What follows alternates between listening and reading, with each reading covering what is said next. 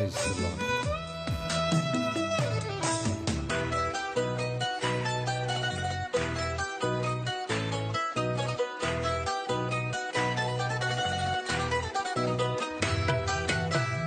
పదములు చాలని ప్రేమ ఇది, స్వరములు చాలని వర్ణనిది.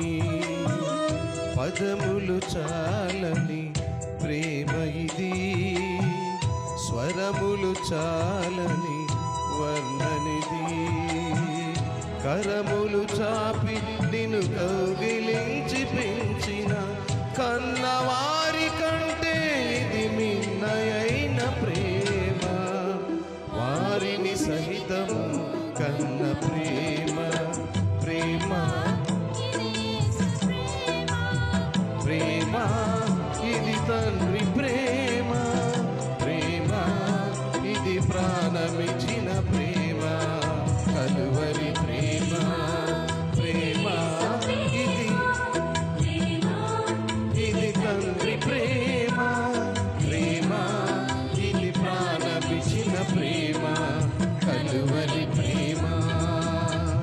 పదములు చాలని ప్రేమ ఇది, స్వరములు చాలని వర్ణనిది.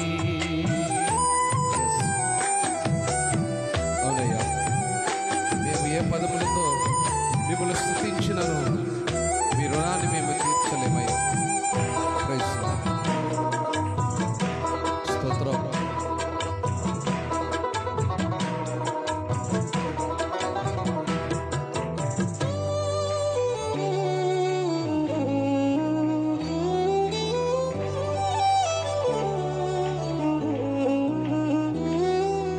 నవమాసము మోసి ప్రయోజకులను చేసిన కన్న బిడ్డలే నిన్ను వెలివేసిన.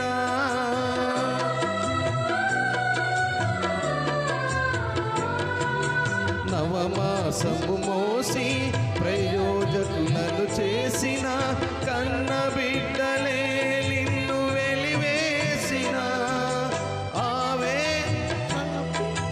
ముదిమి వచ్చు వరకు నిన్నెత్తుకొని ఆదరించు ప్రేమ. ఆవేదనంత తొలగించును ప్రేమ. ప్రేమ ప్రేమ ఇది యేసు ప్రేమ. ప్రేమ ఇది తండ్రి ప్రేమ. ప్రేమ ఇది ప్రాణమిచ్చిన ప్రేమ. కలువరి ప్రేమ. పదములు చాలని ప్రేమ ఇది, స్వరములు చాలని వర్ణనిది.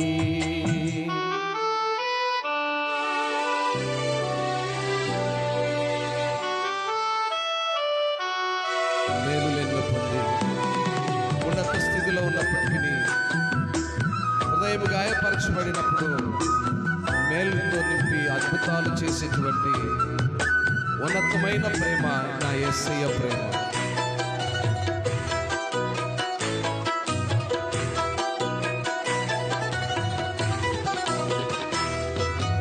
మేలులెన్నో పొంది ఉన్నత స్థితికెదిగిన స్నేహితులే హృదయమును గాయపరచగా.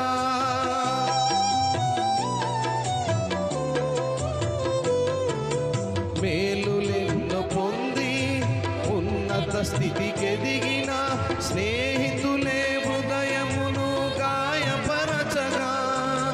మేలులతో నింపి అద్భుతములు చేసి మెమ్మించుట నేర్పించడి ప్రేమ. శాంతితో నిన్ను నడిపించడి ప్రేమ. ప్రేమ ప్రేమ ఇది యేసు ప్రేమ. ప్రేమ ఇది తండ్రి ప్రేమ. ప్రేమ ఇది ప్రాణమిచ్చిన ప్రేమ. కలువరి ప్రేమ. ప్రేమ స్వరములు చాలని వర్ణనిది. పదములు చాలని ప్రేమ ఇది, స్వరములు చాలని వర్ణనిది. కరములు చాపి నిన్ను కౌగిలించి పెంచిన కన్నవారి కంటే ఇది మిన్నయైన ప్రేమ, వారిని సహితము కన్న ప్రేమ. ప్రేమ ఇది యేసు ప్రేమ, ప్రేమ ఇది తండ్రి ప్రేమ, ప్రేమ ఇది ప్రాణమిచ్చిన ప్రేమ, కలువరి ప్రేమ. ప్రేమ ఇది యేసు ప్రేమ, ప్రేమ ఇది తండ్రి ప్రేమ, ప్రేమ ఇది ప్రాణమిచ్చిన ప్రేమ, కలువరి ప్రేమ. ప్రేమ ఇది యేసు ప్రేమ, ప్రేమ ఇది తండ్రి ప్రేమ, ప్రేమ ఇది ప్రాణమిచ్చిన ప్రేమ, కలువరి ప్రేమ. Praise the Lord. దేవుని ఉన్నతమైన నామమునకి ఘనత మహిమ చెల్లును గాక.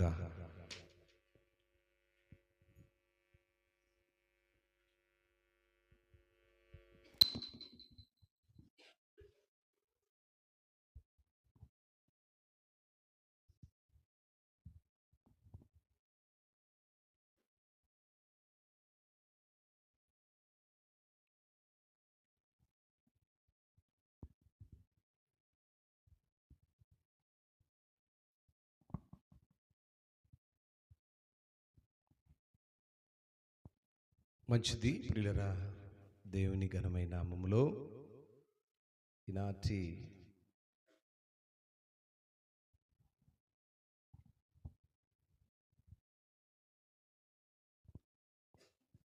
మొదటి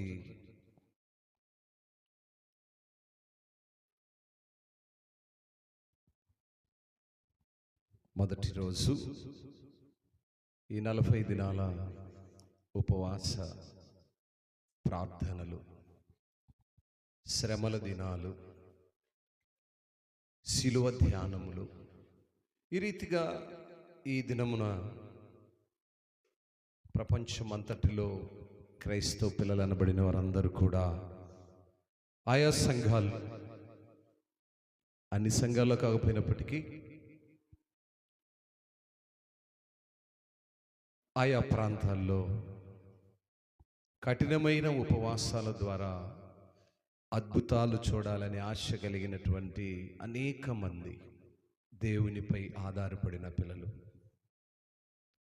దేవుని ఎడల నమ్మకమును కనపరచబడినటువంటి విశ్వాసులు ఈరోజు ఈ ప్రారంభపు ఈ దినాలను లెంట్ డేస్ అని పిలుస్తుంటారు.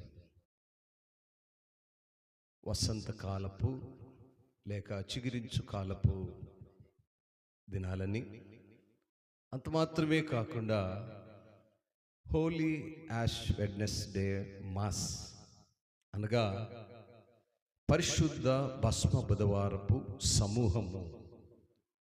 సమూహాలుగా సంఘాలుగా కూడి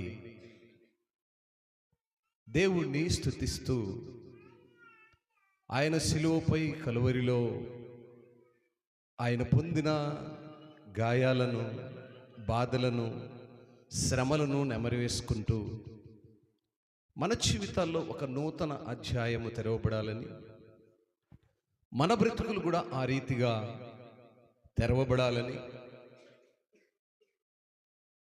ప్రారంభించి ఈ దినము మరి ఈ 40 దినాల శిలువ ధ్యానాలను ప్రతి క్రైస్తవుడు ఆచరిస్తున్నటువంటి విధానం. వాస్తవానికి చెప్పాలంటే ఈ శిలువ ధ్యానాలు అనేటువంటివి పరిశుద్ధ గ్రంథాల్లో ఎక్కడ కూడా ఇలా చేయాలి, ఇలా ఉండాలి అని రాయబడలేదు. చేసిన కొన్ని సంఘటనలు తెలియజేయబడ్డాయి. ఇది ఆచరించాలి అని మాత్రం లేదు, కానీ ఆచరించిన వారిని గురించినటువంటి సందర్భాలు గ్రంథంలో రాయబడ్డాయి. ఈ భస్మ బుధవారం అనేది క్రీస్తు శకము 300 సంవత్సరాల క్రితము ప్రారంభమై ఇలా కొనసాగుతూ క్రమేణా ఇదొక ఆచరణలోనికి వచ్చేసింది. వాస్తవానికి 40 రోజులు మాత్రమే క్రీస్తును ఆరాధించాలి అనే క్రమం అయితే తప్పు. ఈ 40 రోజులతోనే మన యొక్క ఆ ఉపవాస దినాలు ముగించబడినాయి అనేది కూడా తప్పే. మరి ఎందుకు ఈ ఆచరణలోనికి వెళ్తున్నామంటే, పరిశుద్ధ గ్రంథంలో ఉన్నటువంటి భక్తులైతేమి, యేసు ప్రభు వారైతేమి, అనేక మంది యాజకులైతేమి 40 దినాలు ఉపవాసం ఉండి దేవుని దగ్గర నుంచి వారు పొందుకున్న అద్భుత ఆశ్చర్యకార్యాలను మనం నెమరేసుకోవడానికి. అంత మాత్రమే కాకుండా ఈ భస్మ బుధవారం, భస్మము అంటే ఏంటి అర్థము? కాల్చివేయడం. కాల్చిన తర్వాత అయ్యేది బూడిద. మొదట భస్మం అంటే కాల్చివేయటం. ఏమి కాలుస్తున్నాం?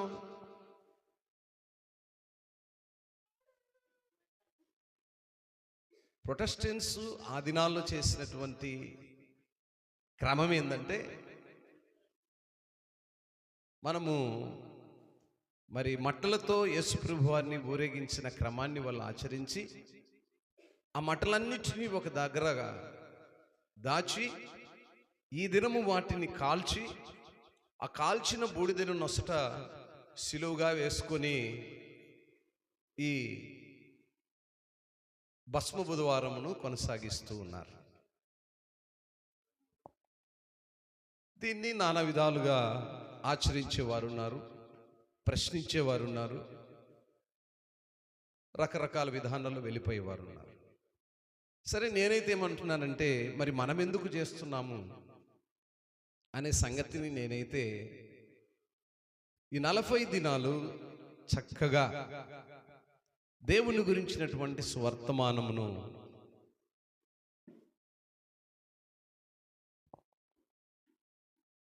ఒక అమూల్యమైన సమయాన్ని ఉపయోగించుకుని నేను కూడా సువార్తను ప్రకటించగలను అనేటువంటి ఒక మంచి విశ్వాసికి అవకాశం. అంత మాత్రమే కాకుండా ఈ 40 దినములు 40 వర్తమానాలు ఒక క్రొత్త విధానాల్లో, కోణాల్లో వినే ఒక మంచి అవకాశం. అంత మాత్రమే కాకుండా దీన్ని ఉపవాస దినము అని కూడా అన్నారు. ఈ ఉపవాసం ఏంటి అంటే, యేసు ప్రభు వారు ఉపవాసం ఉండి చేసిన అద్భుత కార్యాలను బట్టి మనము కూడా ఉపవాసం ఉండి ఆయన దగ్గర గడిచినప్పుడు లేదా గడిపినప్పుడు మనము కూడా ఊహించని అద్భుత కార్యాలను చవి చూస్తామనే ఒక నిరీక్షణ. ఈ రీతిగా మనము గమనించినప్పుడు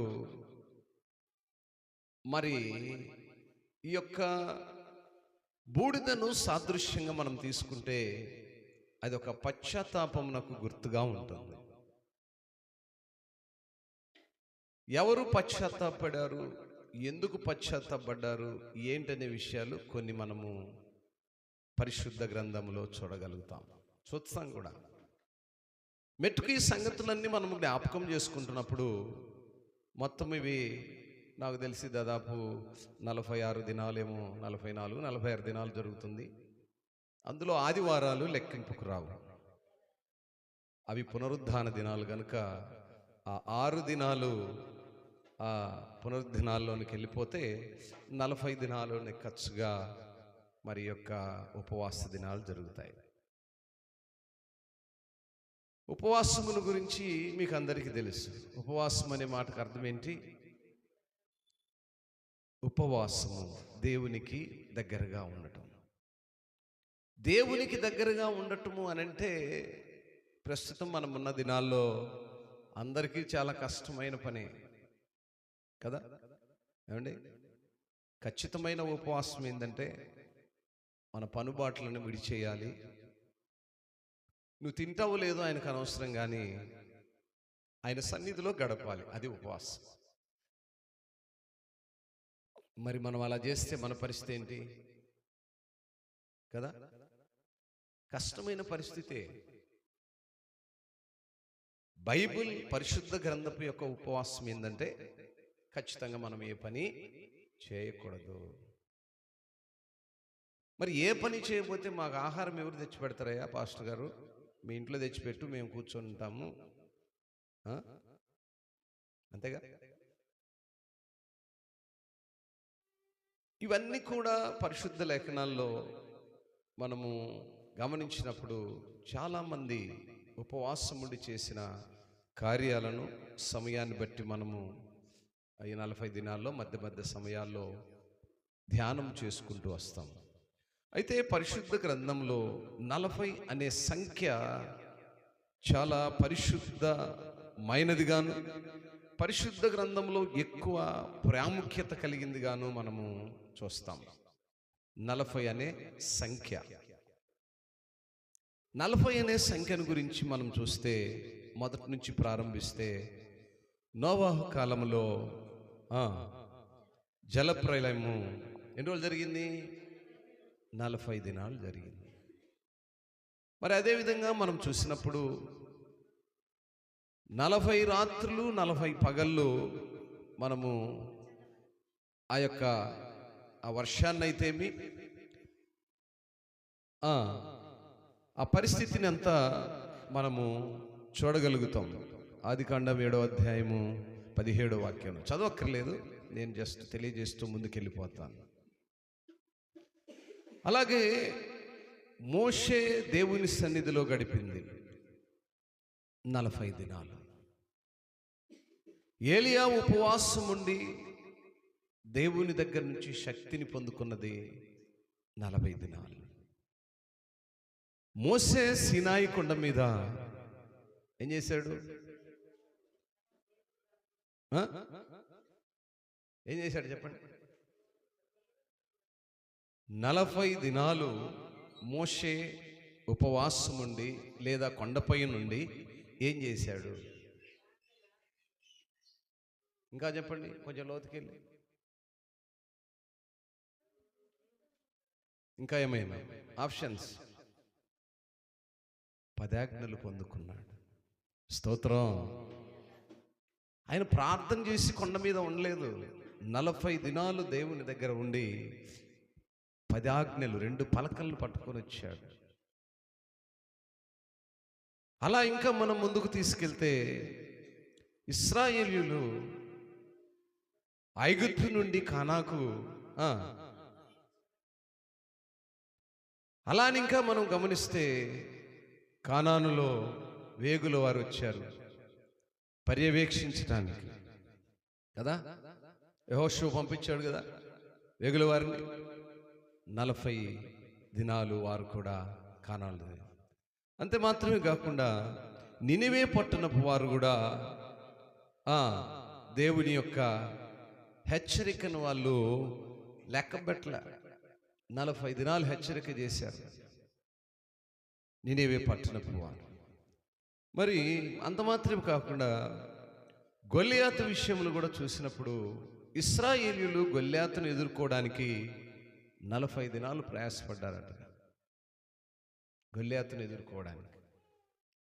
మరి ఆ రీతిగా మనం గమనిస్తే చివరిగా యేసు ప్రభువారు బాప్తిస్మము పొందుకున్న తర్వాత ఆయన దేవుని యొక్క పరిచర్య కొనసాగించటానికి 40 దినాలు ఉపవాసం ఉన్నట్లుగా మనం లేఖనాలను చూస్తాం.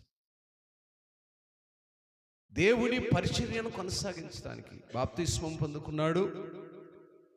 40 దినాలు ఉపవాసం ఉండి పరిచర్య ప్రారంభించడానికి దేవుని దగ్గర నుంచి అభిషేకమును పొందుకున్నాడు. ఇలా ఈ 40 దినములు అనే మాటకు ఎంతో ప్రాముఖ్యతను పరిశుద్ధ గ్రంథంలో ఇచ్చినట్లుగా మనం చూస్తున్నాం. కనుక నా ప్రియ దేవుని సంగమా, దేవుని సన్నిధిలో మనం ఉంటున్నప్పుడు దేవుని యొక్క లేఖన ధ్యానాలను మనం చేస్తున్నప్పుడు వీటన్నింటినీ మనం నెమరు వేసుకోవాలి. మరి ఇంకా మనం గమనించినప్పుడు ఆయన యొక్క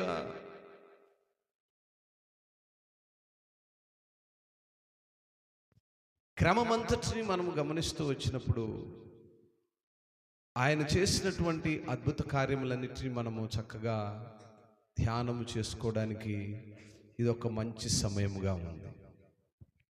ఇంకా భస్మ బుధవారం గురించి మనం చూసినప్పుడు ఆయన పొందినటువంటి అనేక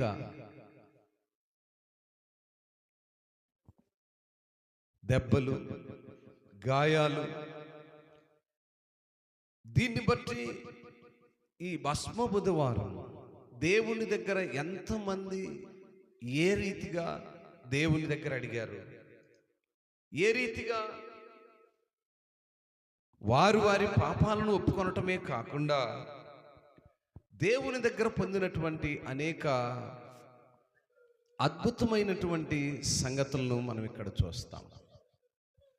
గమనించినట్లయితే మనము మొట్టమొదట అబ్రహామును చూద్దాం. అబ్రహాము గారిని చూస్తే ఆదికాండము 18వ అధ్యాయము 27వ వాక్యము. అందుకు అబ్రహాము, ఇదిగో ధూళియు బూడిదనై ఉన్న నేను ప్రభుతో మాట్లాడ తెగించుచున్నాను. చాలు. ఈ సందర్భం అంతా ఏంటి అంటే సొదొమ గొమొర పట్టణములను గురించి అబ్రహాము గారు దేవుని దగ్గర విజ్ఞాపన చేస్తున్నటువంటి సందర్భం.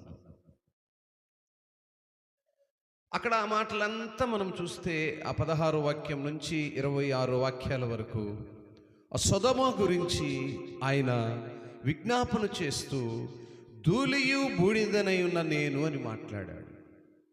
అంటే తనను తాను ఎంతగా తగ్గించుకున్నాడో, ఎంతగా విధేయతను చూపుతున్నాడో, ఎంతగా ఒదిగి ఉన్నాడనే సందర్భం మనకి ఇక్కడ కనిపిస్తుంది. ధూళి వంటి వాడను, బూడిద వంటి వాడినైన నేను సొదొమ ప్రజల పక్షముగా నీ దగ్గర విజ్ఞాపన చేస్తున్నానయ్యా అని దేవుని దగ్గర బ్రతిమాలుకున్న విధానాన్ని మనం చూస్తున్నాం.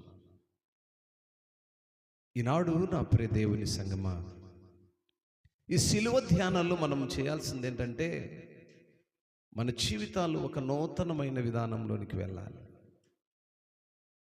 ప్రతిదినపు వర్తమానము మన జీవితాల్లో ఒక నూతన అధ్యాయముగా మారిపోవాలి. ఇంకా మలినమైన స్థితి మారిపోవాలి. ఆధ్యాత్మికంగా బలపడే స్థితిలోనికి వెళ్ళాలి. అంత మాత్రమే కాకుండా ఏ విషయాల గురించి అయితే ఆయన ప్రస్తావన తీసుకొచ్చాడో ఆ విషయాలను మనం ఎల్లప్పుడూ నెమరు వేసుకునే వారముగా ఉండాలి. మరొక మాటను చూస్తే యోబు గ్రంథము 30వ అధ్యాయము 19వ వాక్యాన్ని చూద్దాం. ఆయన నన్ను బురదలోనికి త్రోసెను, నేను ధూళియు బూడిదనై అయినట్లున్నాను. పిల్లరా, గమనించినప్పుడు భక్తులైనటువంటి వారు ఏ రీతిగా ఆయన దగ్గర తగ్గించుకొని ఉన్నారు, ఎంత తగ్గింపును కలిగి వారు తమను తాము సమర్పించుకొని ఉన్నారు. వారు తగ్గించుకున్న విధానమును ఈరోజు మనము అలా తగ్గించుకొని ఆయన దగ్గర ఉండటం వలన మనలో ఉండవలసినటువంటి సంగతులేంటి?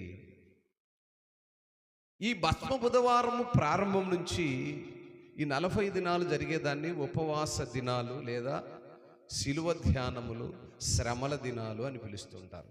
చాలామంది ఎక్కువగా ఉపవాస దినాలనే అంటారు. ఈరోజు మనమే కాకుండా ముస్లిం కమ్యూనిటీ వాళ్ళకు కూడా ఈరోజు నుంచే వాళ్ళకు కూడా ఉపవాస దినాలు ప్రారంభమైనాయి. వారి ఉపవాసము ఇంకా బ్యూటిఫుల్గా ఉంటుంది తెలుసా? ముస్లిమేతరుల యొక్క ఉపవాసం ఎలా ఉంటుంది తెలుసా? వాళ్ళు తిండి మాత్రమే కాదు, నోటి నుంచి వచ్చే ఉమ్మిని కూడా ఊసేయాలి, మింగకూడదు. కఠినమైన ఉపవాసం. అయితే టైం మోర్ ఇంపార్టెంట్. ఎన్ని పనులున్నా వారి టైంకు అన్నీ అట్లా విడిచేసి వెళ్ళిపోతారు. ఇంకా చెప్పాలంటే ఎక్కువగా చేతి పని, హ్యాండ్ వర్కర్స్ ఎక్కువగా ఉంటారు. నేను వాళ్ళు ఎక్కువ మందిని గమనిస్తున్నాను. దేవుని దగ్గరికి ధనవంతులు రారండి, అది మనకు తెలిసిన సంగతే. తెలీదా? ధనవంతుడు దేవుని దగ్గరికి రాడండి. దేన్ని బట్టి రాడు? వాడికున్న ధనమును బట్టి గర్వపడుతూ దేవుని దగ్గరికి రాలేడు. దరిద్రుడైన వాడే దేవుని దగ్గరికి వెళ్తాడు. లోకములో మాత్రమే దరిద్రుడు, వీడే ధనవంతుడు. ఎగ్జాంపుల్ మనకు తెలుసు, లాజరుకి ఏముందండి? ధనవంతుడు తినేసిన రొట్టె ముక్కలు తిని బ్రతికాడు ఈ భూమి మీద, బలహీనుడిగా బ్రతికాడు ఈ భూమి మీద. పరలోకంలోకి వెళ్ళి ఏమైంది? అక్కడ ధనవంతుడైపోయాడు. ఈ ధనవంతుడు దరిద్రుడైపోయి లాజరును బతిమలాడుకుంటున్నాడు, అయ్యా ఆ లాజరును పంపించాయా. ఈరోజు మనం ఉన్న స్థితి కూడా అదే. మనం ధనవంతులము, లోకానికి బలహీనులము, దరిద్రులమేమో, కానీ దేవుని దృష్టిలో మనం ధనవంతులము. హల్లెలూయా. కాబట్టి మనం ఏమై ఉండాలి అంటే దేవుని యొక్క చిత్తాన్ని జాగ్రత్తగా పాటించే వారంగా ఉండాలి. ప్రతి పునరుద్ధాన దినమందు మనం ఆచరిస్తున్న ధర్మశాస్త్రపు విధులు ఒక ఎత్తు అయితే, ఉపవాసం అనేది ఈ 40 దినాల్లో ఇదొక ప్రత్యేకమైనది. ఈ ఉపవాసము ఉండటం వల్ల మనకు వచ్చేటువంటి లాభాలేంటి, ఎలా ఉండాలి, ఏ విధంగా ఉండాలని పరిశుద్ధ గ్రంథం హెచ్చరిస్తుంది. మనం ఎలా ఉంటున్నాము, ఉండగలుగుతామా, ఉంటున్నామా లేదా అనే సంగతులను పరిశుద్ధ గ్రంథం నుంచి కొన్ని మాటలు చదివి మనము వాక్యాన్ని ముగింపుకు తీసుకురావడానికి ప్రయత్నం చేద్దాం. చూద్దాము. యెషయా గ్రంథము 58వ అధ్యాయము 3వ వాక్యాన్ని చూద్దాం. మేము ఉపవాసం ఉండగా నీవెందుకు చూడము? మేము మా ప్రాణములను ఆయాసపరుచుకొనగా నీవెందుకు లక్ష్య పెట్టవు అని అందరూ, మీ ఉపవాస దినమని మీరు వ్యాపారము చేయుదురు, మీ పనివారి చేత కఠినమైన. మొట్టమొదటిది ఇదండి. మొట్టమొదట మనం ఉపవాస దినంలో ఎలా ఉండాలి, ఎలా ఉండాలని పరిశుద్ధ గ్రంథం తెలియజేస్తుంది. మనముండే ఉపవాసాలు ఏంటి? ఇక్కడ ప్రశ్న వేస్తున్నాడు, అయ్యా మేము ఉపవాసం ఉంటే నువ్వు ఎందుకు చూడవు? ఏ ఉపవాసము? మా యొక్క ప్రాణములను ఆయాసపరుచుకునే ఉపవాసము. ప్రాణాలు దేన్ని బట్టి ఆయాసపడతాయి? ఆహారాన్ని భుజించుకుంటుంటే ప్రాణాలు ఆయాసపడతాయి. చాలామంది ఏం చేస్తారంటే ఆహారాన్ని భుజించకుండా మన పనులు మనం చేసుకుంటూ, మన వ్యాపారాలు మనం చేసుకుంటూ, ప్రభువా నువ్వు ఎందుకు నా వైపు చూడవు అన్నవనుకో, ఆయన దానికి సమాధానము 4వ వాక్యంలో కూడా ఉంటారు. మీరు కలహపడుచు, వివాదము చేయొచ్చు, అన్యాయముగా గుద్దులాడుచు ఉపవాసముందురు, మీ కంటదని పరమన వినపడునట్లుగా మీరిప్పుడు ఉపవాసముండరు. దేవుడు మన నుంచి కోరుకునే ఉపవాసం ఏంటంటే, ఆయన సన్నిధిలో స్వరమెత్తి ఆయనను స్తుతించి ప్రార్థించి గణపరిచే ఉపవాసం ఆయన కోరుకుంటున్నాడు. నీ ఉపవాసం ఉన్నావా? ఆహారాన్ని తినటము తినకపోవటం కాదు, కానీ ఆయనతో గడపాలి. నీ గృహంలో ఏకాంతముగా తలుపులు వేసుకొని చక్కగా ప్రార్థిస్తూ స్తుతిస్తూ పరిశుద్ధ గ్రంథాన్ని ధ్యానిస్తూ ఉండటమే దేవుని కోరుకున్న ఉపవాసం. ఇది ఒక భాగమైతే, మరొక భాగాన్ని ఆయన మనకు లేఖనాల్లో తెలియజేస్తారు. చూడండి, ఇంకొకటి 5వ వాక్యం కూడా చూద్దాం. అట్టి ఉపవాసము నాకు అనుకూలమా? మనుషుడు తన ప్రాణమును బాధపరుచుకోవలసిన దినం అట్టిదేనా? ఒకడు జమ్ము వలె తల వంచుకొని గోనెపట్టు కట్టుకొని బూడిద పరుచుకొని కూర్చుండటం ఉపవాసమా? అట్టి ఉపవాసం యెహోవాకు ప్రీతికరమని మీరు అనుకొందురా.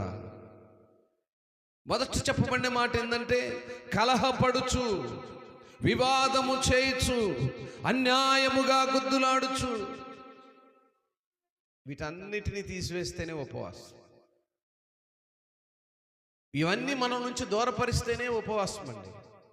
అలాంటి ఉపవాసములు కలిగి మీరుంటేనే, ఇంకా అంటాడు 6వ వాక్యములో, దుర్మార్గులు కట్టిన కట్లను విప్పుటయు, కాడిమాను మేకులు తీయుటయు, బాధింపబడిన వారిని విడిపించుటయు, ప్రతి కాడిని విరగొట్టయు నేనేర్పరచుకొనిన ఉపవాసము గదా. దేవుడు మనకు నేర్పించిన ఉపవాసం ఇది. దుర్మార్గులను క్షమించేటువంటి గొప్ప కృప. బంధింపబడిన వారిని విడిపించచ్చు,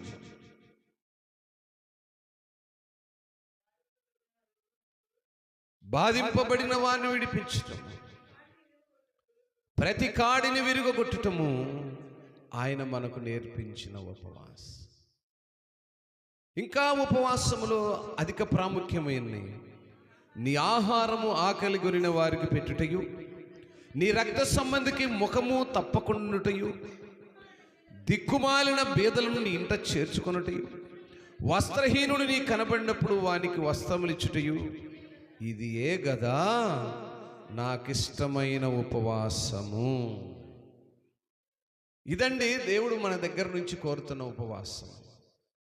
ఈరోజు ఎంతమంది అయితే ఈ దేశంలో ఉపవాసములో ఉంటున్నారో, ఎంతమంది అయితే అన్నపానములు పుచ్చుకొనక ఉపవాసం ఉండడానికి తీర్మానం చేసుకుంటున్నారో, అది మంచిదే. కానీ వాటితో పాటుగా ప్రాముఖ్యమైన సంగతులు ఏంటంటే, ఎక్కువగా దేవునితో సమయం గడపాలి, ఎక్కువగా దేవునిలో మమేకం అవ్వాలి, ఎక్కువగా ప్రార్థనా జీవితాన్ని కనపరచాలి,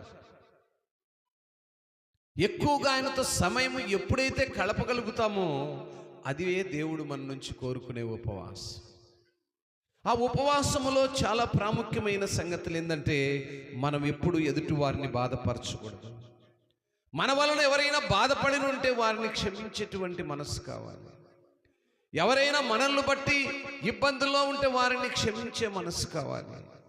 అంత మాత్రమే కాకుండా దేవుడు మన నుంచి కోరుకున్న ఉన్నతమైన ఉపవాసం. మరొక మాటను మనం గమనించినప్పుడు, ఏమ్మా ఆలకించాలి, ఇలాగ చేయటం వలన నీకొచ్చే లాభం ఏంటి? జాగ్రత్తగా ఆలకించాలి. ఎప్పుడు మనం ఏం ఆశిస్తుంటాము? పనికి వెళ్తే జీతాన్ని ఆశిస్తాం, ఇంకేదైనా ఎవరి దగ్గర ఏదో అప్పుగా తీసుకుంటే తిరిగిస్తాం. దేవుని దగ్గర నువ్వు ఉపవాసం ఉండి ఆయన దగ్గర ప్రార్థన చేస్తే నీకొచ్చే మేలేంటి? నువ్వు పొందుకునే లాభం ఏంటి? నాకేమి లాభం? ఎందుకు ఉండాలి? ఏదో ఒకటి ఆశిస్తామండి. ప్రతి మనుష్యుడు ఒక పనికి ఫలితాన్ని ఆశిస్తాడు. దేవుని దగ్గరికి వస్తున్న మనం కూడా ఏదో ఒకటి ఆశిస్తాము.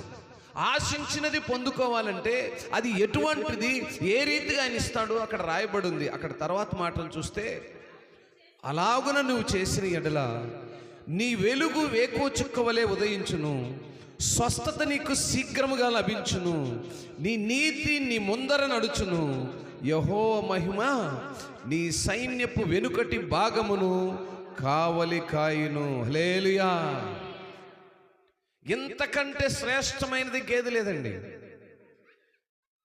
మనమైతే ఏం కోరుకుంటామంటే, ఏ ధనమో, ఏ బంగారమో, ఏ ఐశ్వర్యమో, ఏదో మిద్దలో మేడలో ఇంకా ఏమో కోరుకుంటామేమో. అవన్నీ సహజంగా మనం కావాలనుకుంటే సంపాదించగలిగింది. మనము సంపాదించలేనివి ఆయన ఇస్తానంటున్నాడు. అద్భుతమైన వాటిని మనం పొందుకోగలము. నీ వెలుగు వేకువ చుక్కవలే ఉదయించును అన్నాడు. స్వస్థత నీకు శీఘ్రముగా వస్తుందన్నాడు.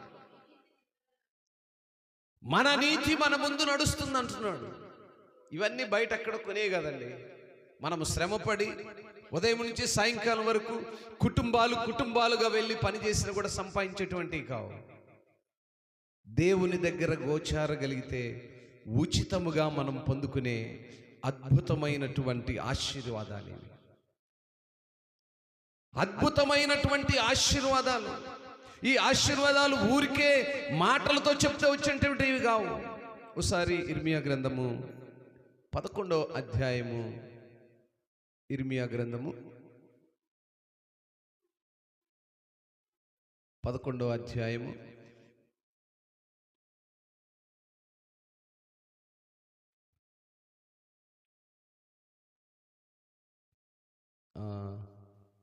1వ వాక్యాన్ని చూడండి. ఆ, ఆ, ఉమ్, ఉమ్, ఉమ్, ఉమ్. ఏమనగా ఈ నిబంధన వాక్యములను విననొల్లని వాడు శాపగ్రస్తుడగును. ఐగుప్తు దేశములో నుండి, ఆ ఇనప కొలిమిలో నుండి నేను మీ పితరులను రప్పించిన దినమున నేను ఈ ఆజ్ఞ ఇచ్చి తిని, నేడున్నట్లుగా పాలుతేనులు ప్రవహించు దేశమును మీ పితరులకు ఇచ్చేదని వారితో నేను చేసిన ప్రమాణమును నేను నెరవేర్చినట్లు మీరు నా వాక్యం విని నేను మీకు ఆజ్ఞాపించు విధులన్నిటిని బట్టి ఈ నిబంధన వాక్యం అనుసరించిన ఎడల మీరు నాకు జనులయ్యుందురు, నేను మీకు దేవుడునయ్యుందును. అందుకు యెహోవా ఆ ప్రకారం జరుగును గాక నేనంటిని. యెహోవా నాతో సెలవిచ్చినదేమనగా, నీవు యూదా పట్టణములోను యెరూషలేము వీధిలోను ఈ మాటలన్నిటినీ ప్రకటింపుము. మీరు ఈ నిబంధన వాక్యమును వాటిని అనుసరించి నడుచుకొనుడే. చాలా ప్రియులారా, ఈ మాటలు మనం జాగ్రత్తగా గమనిస్తే దేవుడు ఇర్మియాకు ప్రత్యక్షమై ఇచ్చినటువంటి యూదా ప్రజలను బట్టి ఒక నిబంధన, ఆ నిబంధన ఎంత స్పష్టంగా ఉందో ఇంకా మనం 8వ వాక్యం చూస్తుంటున్నాడు. అయినను వారు తమ దుష్ట హృదయములో పుట్టు మూర్ఖత చొప్పున నడుచుచు వినకపోయి. ఏమండి, మనుషులు ఎలా ఉన్నారు? దుష్ట హృదయులై ఉన్నారు. ఏమండి, ఇటువంటి ఈ యొక్క శిలువ ధ్యానాలు, ఈ లెంట్ డేస్ ఎన్ని అయిపోయినాయి? మన సంఘంలో ఒక 20 లెంట్ డేస్ అయిపోయినాయి మన వరకు, నేను వచ్చిన దగ్గర నుంచి కదా. మరి ఇటువంటి మాటలను మనం ప్రతి సంవత్సరములోను ప్రతి దినములోను ధ్యానం చేసుకుంటున్నప్పుడు మన ఆత్మీయ స్థితి ఎలా ఉంది? దేవుని వాక్యానికి లోబడి దేవుని చిత్తమును అనుసరిస్తూ దుష్ట హృదయములు పుట్టు మూర్ఖత చొప్పున నడుచు వినకపోయిన వారు వలె ఉన్నామా? చెవియొగ్గిన వారు కాకపోయిరి, వారు అనుసరింపవలని నేను వారికి ఆజ్ఞాపించిన ఈ నిబంధనలన్నింటినీ అనుసరించి నడవలేదు గనుక ఈ నిబంధనలోని వాటన్నిటినీ దేవుడు మన మీదకి రప్పిస్తున్నాడంటే కారణం ఏంటి? మనం ఏ స్థితిలో ఉన్నాం? ఉపవాస దినములంటే పేరుకు మాత్రమే కాదు, కానీ మన ఆత్మీయ స్థితి మారేదిగా ఉండాలి. పరిశుద్ధతలోను, ప్రార్థన జీవితంలోను, మన యొక్క నడవడికలోను, ప్రవర్తనలోను, క్రమములోను, విధేయతలోను, తగ్గింపులోను మాదిరికరమైనటువంటి పిల్లలముగా ఉండాలి.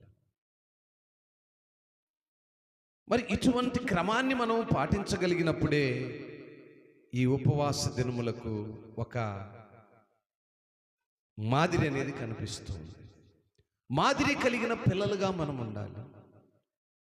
అటువంటి మాదిరి కలిగినటువంటి పిల్లలుగా, ప్రజలుగా మనం ఉండగలిగినప్పుడే ఈ ఉపవాస దినములకు ఒక క్రమము, లేదా ఈ ఉపవాస దినముల ద్వారా మనం పొందుకున్నటువంటి శ్రేష్టమైన ఆ యొక్క ప్రత్యేకత, మన జీవితాల్లో ఒక ప్రత్యేకత, బ్రతుకుల్లో ఒక ప్రత్యేకత, ఊహించని మార్పులు, మలుపులు అనేకం మనము చూడగలుగుతాం.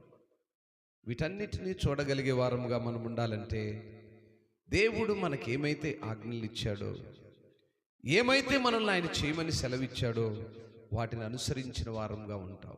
యెషయా గ్రంథము 58:10 రాయబడిన మాటను చదివి మనం ముగించుకుందాం.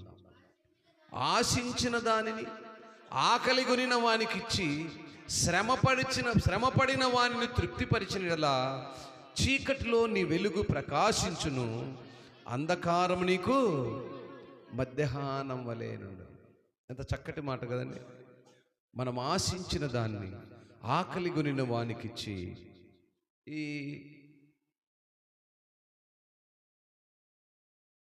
ముస్లిం ఆచారంలో ఈ దినము నుంచి ఈ ఉపవాస దినము జరగగానే ప్రతిరోజు ఏదో ఒక విశ్వాసులు ఏదో ఒక వారికి నచ్చిన గృహాల్లో అయితేమి, వారికి కలిగిన పరిస్థితులను అయితేమి సమకూర్చుకొని ఈ ఉదయం కాలం నుంచి మధ్యాహ్న కాలం వరకు ఉపవాసం ఉండే వారికి ఇఫ్తార్ విందని చక్కగా భోజనాలు సిద్ధపరుస్తూ ఉంటారు. కఠినమైన ఉపవాసం. మరలా 6 గంటలకు భోంచేస్తే మరలా రేపు ఉదయం 6 గంటల వరకు ఉపవాసం. మరలా ఉదయం 6 గంటలకే నమాజు సమయానికి ప్రారంభిస్తే మళ్ళా సాయంకాలం 6 గంటల వరకు ఉపవాసం. ఉపవాసం ఉన్నామంటే ఆహారం కొరకే ఉపవాసం ఉండట్లేదండి. దానితో పాటుగా దేవునితో ఎక్కువ సమయం గడుపుతుంటారు, ప్రార్థన అనుభవాన్ని కలిగి ఉంటారు. వాక్యం కూడా అందుకే ఉంటుంది, అటువంటి ఉపవాసాన్ని నేను కోరుకుంటున్నాను.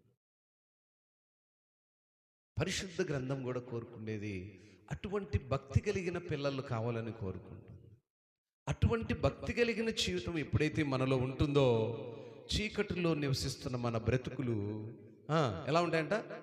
వెలుగుగా ప్రకాశిస్తాయట.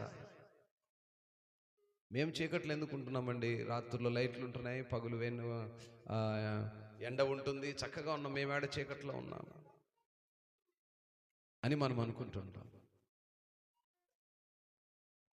కనుక నా ప్రియ దేవుని సంగమా, ఈ ఉపవాస దినాల్లో దేవునికి దగ్గరగా ఉండి ఎక్కువ సమయాన్ని ఆయనతో గడుపుతూ ప్రార్థనా జీవితం ఆయనతో ఉండగలిగితే మనం ఆశించినటువంటి ఆశీర్వాదాలు పొందుకోగలుగుతాం.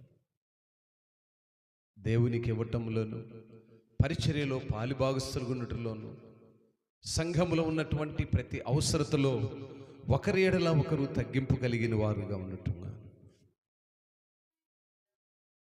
ఆ భస్మము చేయబడినటువంటి బూడిద ఏ రీతిగా విలువ కలిగినదిగా ఉందో మన జీవితాలు కూడా ఆ యొక్క కాల్చివేయబడినటువంటి ఆ బూడిద ద్వారా వచ్చినటువంటి దేవుని యొక్క కృప, ఆ బూడిద ద్వారా వచ్చినటువంటి మాదిరి మన జీవితాల్లో కూడా ఉండగలిగితే ఈ 40 దినాలు దేవునికి సమీపంగా ఉంటూ ప్రార్థనా జీవితాన్ని కలిగి ఉంటూ ఆయనకు దగ్గరగా ఉంటూ ఈ లోకంలో కావలసిన ఏమి నాకు అక్కర్లేదయ్యా, నీతో నేనుండే కృప ఇమ్మని మనం అడగగలిగితే మన జీవితాలు వెలుగులో ప్రకాశించబడతాయట. వెలుగు కలిగినటువంటి జీవితాలను మనము కలిగి నివాసం చేయాలంటే అందుకే అక్కడ అన్నాడు, అంధకారము నీకు మధ్యాహ్నం వలె ఉంటుందంట. అంటే మనం చీకట్లో ఉంటూ మధ్యాహ్నం కాసే ఎండలో ఉన్నామని మనం అనుకుంటూ ఉంటామంట. అందుకే దాన్ని అంధకారం అన్నాడు. మధ్యాహ్నం పూట అంధకారం ఏంటి? ఏమండి, మధ్యాహ్నం అంధకారం ఉంటుందా? మధ్యాహ్నం వెలుగే ఉంటుంది, కానీ మన జీవితంలో అది అంధకారము.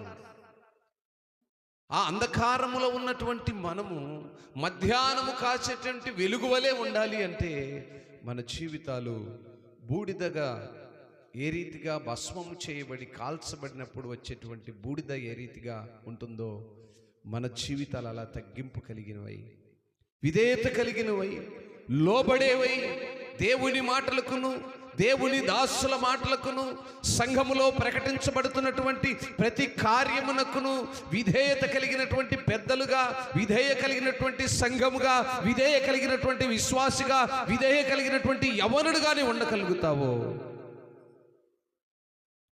అదే జీవితములో ఒక నూతనమైన వెలుగు. అదే జీవితములో చీకటిలో నుంచి వెలుగనే ప్రకాశములోనికి నడవడం. అంధకారం అనేటువంటి మధ్యాహ్నములో నుంచి ప్రకాశించటం. వెలిగించబడాలంటే ఎన్నో శ్రేష్టమైన సంగతులను ఇచ్చాడు, ఎన్నో మనము మార్చుకోవలసినటువంటి పరిస్థితులను ఇచ్చాడు. 58 వాక్యంలో అంటాడు, తమ దేవుని న్యాయ విధిని విడవక నీతిని అనుసరించు వారైనట్లు అనుదినము వారు నా యొద్ద విచారణ చేయుచు. ఏం చేయాలట? అనుదినము, 40 రోజులు మాత్రమే కాదు, ఈ కటాఫ్ డేస్ ఏం లేవు ఇక్కడ. ఈ 40 రోజులతో అయిపోయింది, ఈ 40 రోజులే ఉపవాసాలు, ఈ 40 రోజులే ప్రార్థన జీవితం లేదండి. అనుదినము ఏం చేస్తున్నారట? ఆయన దగ్గర విచారణ చేయించు ఉండాలి. ఒక్కరోజు మాత్రం అడిగితే సరిపోదు. 40 రోజులతో ముగించేది కాదు ఆయన దగ్గర అడగటం అనేది. క్రైస్తవుని జీవితం 40 రోజులతో ఎప్పుడు ముగియదు. 365 రోజులు జరుగుతూ ఉంటుంది, అంతవరకు కొనసాగుతూ ఉంటుంది. ప్రత్యేక అభిషేకము ఈ 40 రోజుల్లో పొందుకోగలుగుతాం. ఇవి ప్రత్యేక దినాలు, సంఘముగా కూడుకునే దినాలు, సమూహముగా కూడుకునే దినాలు. సమూహముగా కూడి 40 దినాలు దేవుని దగ్గర విచారణ చేసేటువంటి దినాలు. అందుకే ఆ తర్వాత మాట్లాడినాడు, నా మార్గములను తెలుసుకొన నిత్య కనపరుచుదురు, తమకు న్యాయమైన తీర్పులు తీర్చవలనని వారు అరుగుదురు, దేవుడు తమకు ప్రత్యక్షుడు కావాలని ఇచ్చయింతురంటే కోరుకుంటారు, ఆశపడుతూ ఉంటారు.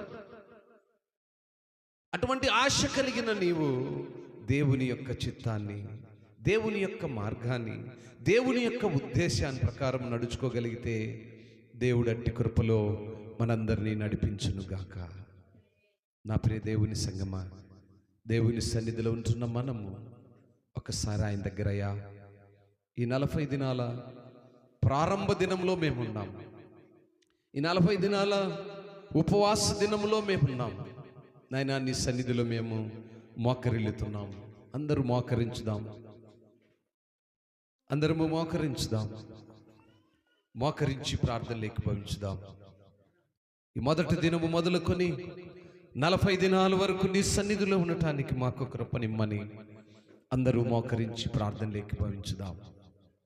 ప్రార్థించుదాం, ప్రార్థించుదాం. ప్రతి ఒక్కరము మోకరించి ప్రార్థించుదాం. అందరూ కూడా కళ్ళు మూసి, అందరూ కూడా కళ్ళు మూసి ప్రార్థనలోకి భవించుదాం. ప్రతి ఒక్కరము ప్రార్థించుదాం.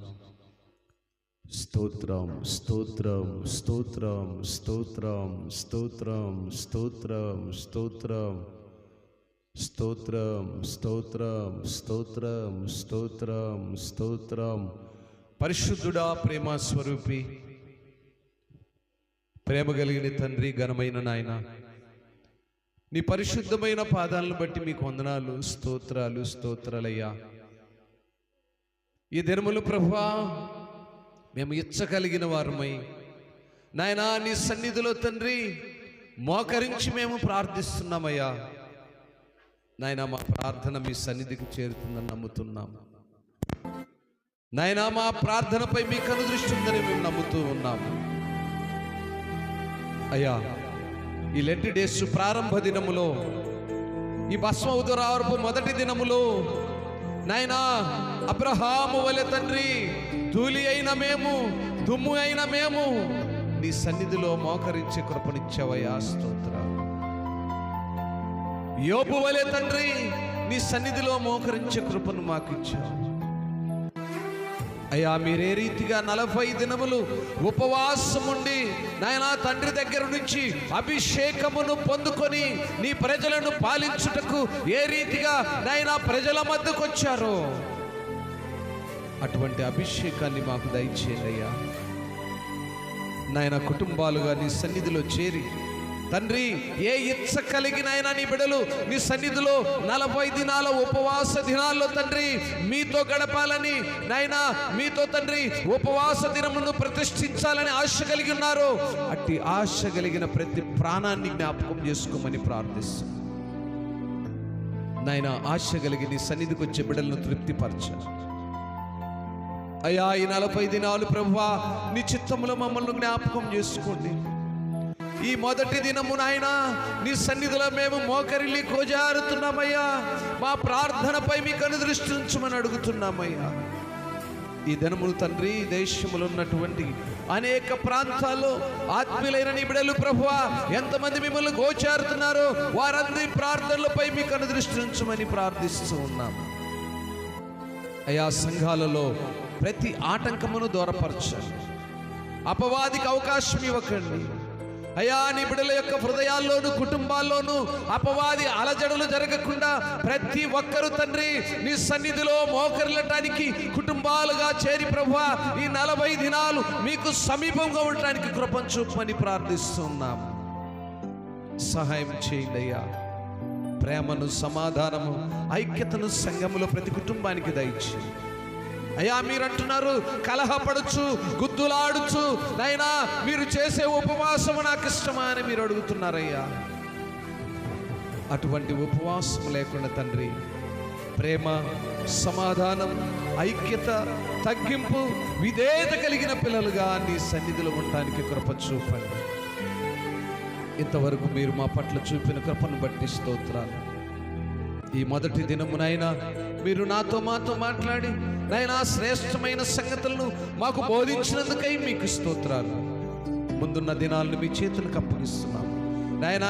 ఆయా ప్రాంతం నుంచి సేవకులను, ఆయా ప్రాంతం నుంచి విశ్వాసులను తండ్రి ప్రేరేపించబడిన బిడ్డలకు మంచి ఆత్మ నడిపింపును, అభిషేకమును దయచేసి ఉన్నతమైనటువంటి నాయన బోధలను బోధించడానికి వారికి ఆ బిడ్డలకు తండ్రి అట్టి మనస్సును దయచేయమని ప్రార్థిస్తున్నాం.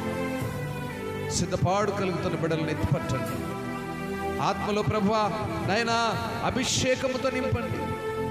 ఈ రీతిగా తండ్రి ఈ మొదటి దినము నీ సన్నిధిలో మేము ప్రాధేయపడుతున్నామయ్యా. ప్రార్థన నేర్చుకోవాల్సిన బిడ్డలకు ప్రార్థన నేర్పించండి నాయనా. నీ సన్నిధిలో నిలబడి మాట్లాడడానికి కావలసిన శక్తిని దయచేయండి నాయనా. స్వరమితి నేను ఆలాపిస్తున్న బిడ్డలకు నాయనా ఆత్మలో రోషమును, అభిషేకమును, శక్తిని, భయమును దయచేయండి. ఇదిగో తండ్రి రీతిగా ఇంతవరకు ప్రభువా ఈ మొదటి దినపు నాయనా ఈ ఉపవాస దినపు ఆరాధనంతా కూడా మీరు మహిమనందుకొని ఉన్నారని నమ్ముతున్నాం. చేరి వచ్చిన బిడ్డల యొక్క విశ్వాసాలను, వారి ఇచ్చలను స్థిరపరచండి, వారి ఉద్దేశాలను బలపరచండి. బిడ్డలు ప్రభువా విధేయత కలిగిన వారై క్రమము ప్రకారము సమయమును, కాలమును నైనా మీ యొక్క ఆధీనంలో ఉన్నాయని ఎరిగి భయభక్తులతో నీ సన్నిధిలో మోకరటానికి కృపనిమ్మని. ఈనాటి మొదటి దినపు కూడికంతటిలో మీ మహిమ నుంచి బిడ్డలతో మీరు బోధించిన ప్రతి మాటను జ్ఞాపకం చేసుకుంటూ మీ ఇష్టానికి లోబడి నడుచుకునే పిల్లలుగా ఉంచమని మా ప్రియుడు, మా రక్షకుడు యేసయ్య ఘనమైన నామములో ప్రార్థించి ఈ స్తుతి ఆరాధన మీకే సమర్పించుకొని ఉన్నాము తండ్రి. ఆమేన్.